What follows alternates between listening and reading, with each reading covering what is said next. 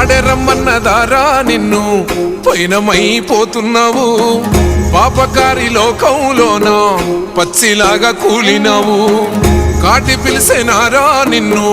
కదలకుండా పడి ఉన్నావు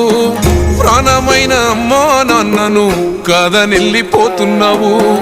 కన్న పేగు కన్నీరయ్యి కుమిలిపోయరా